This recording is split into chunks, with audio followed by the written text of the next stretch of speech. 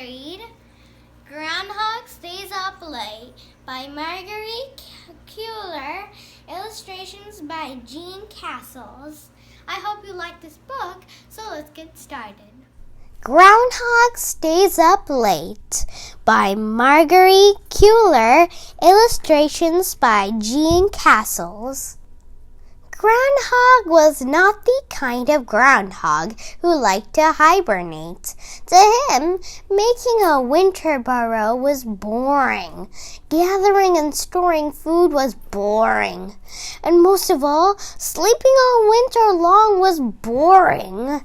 Instead of preparing for winter, he liked to play hide and seek with the rabbits, possum with the opossums, and tag with the bumblebees. "Why do you even bother to hibernate?" chattered Squirrel. "You're never ready when winter comes. You should be looking for nuts and seeds right now." "I don't think I'll hibernate this year," said Groundhog. "But you have to," said Badger. "How else will you wake up on February 2nd and look at your shadow so you'll know when spring is coming?"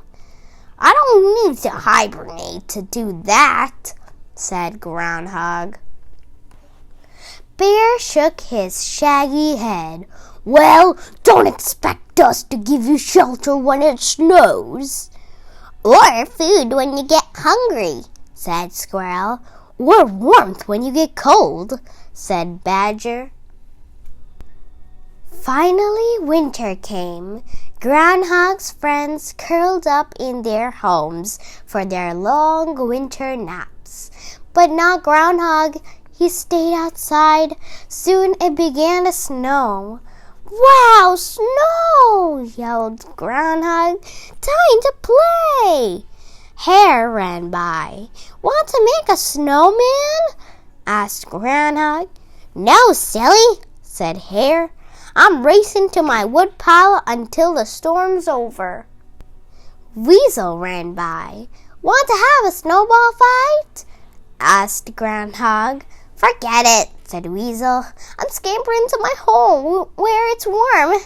Fox ran by. "Want to build a snow fort?" said Groundhog. "Not now," said Fox. "I'm running to my den to get dry."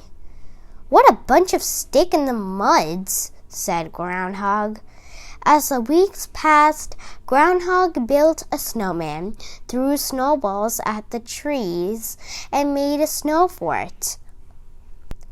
But Groundhog was getting very hungry and very thin, which was making him very cold. And most of all, he was getting very lonely. So one day, just before Christmas, he padded over to Badger's burrow. "May I come in?" he called. Badger opened one eye. "No, I'm too busy sleeping." Groundhog scurried to Squirrel's hole. "Hello, Squirrel," he said. "How about sharing a few nuts?" Squirrel twitched his tail. "Not now," he said. "I'm taking a nap. Come back in the spring." Groundhog finally burrowed through the snow to Bear's cave. "Wake up, Bear. It's me, Groundhog," he called. Bear turned over and wiggled one ear. "Go away," he growled. "I warned you not to bother me." Poor Groundhog, so hungry, so cold, so lonely. All night long he stayed awake, but that night as he shivered and shook, he began to get an idea that would put food in his belly and give him friends to play with. A few days later, the sun came out and the snow started to melt. Groundhog climbed to the top of Hollow Hill and pointed his nose to the sky. He opened his mouth and yelled, "Spring's come early! Let's celebrate!" The animals animals poked their heads out of their dens. They wriggled out of their burrows. They crawled out of their holes. How wonderful to have an early spring. Even though it was cold and there were patches of snow on the ground, spring was on its way. They gathered the food they had stored in the fall and carried it outside. Groundhog was waiting for them. "Happy spring," he lied. "I didn't see my shadow, so spring is coming early. Let's eat." "Hooray!" yelled the bear. "Hooray!" shouted the other animals. They laid all of their food on a big stump. Groundhog dove into the dried berries and nuts and seeds. Soon everyone was eating and celebrating. That is, until something unexpected started to happen. A snowflake fell from the sky, and then another, and another. Soon the snow was swirling round them like tiny stars. "I thought spring was coming early this year," complained Squirrel. "I'm getting very cold and very tired all of a sudden," moaned the bear. "I need to take a nap," said Badger. Squirrel skittered back to his hole and looked at his calendar. It was only January 2nd. "Groundhog played a trick on us," he yelled. "It's not February 2nd. Groundhog Day is a whole month away." "What a nasty trick!" cried the animals. "Groundhog should be punished." But Groundhog didn't hear them. He was so sleepy after his big meal that he had crawled into his burrow and had fallen fast asleep.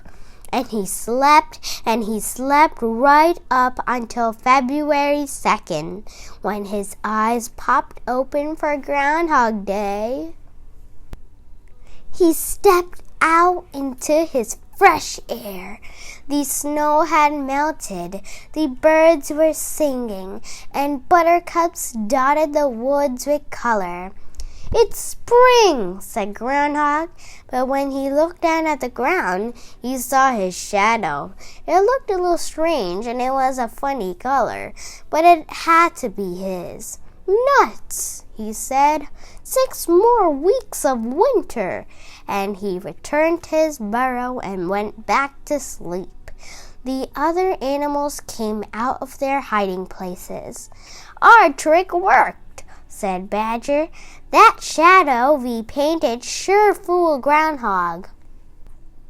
While Groundhog slept through spring, his friends enjoyed the sun warming their fur and the breezes ruffling through the trees. But did Groundhog learn his lesson? No! The end. I hope you liked this book. So if you like this book, don't forget to like, share, and subscribe to our channel. Bye-bye, everyone. See you in the next video.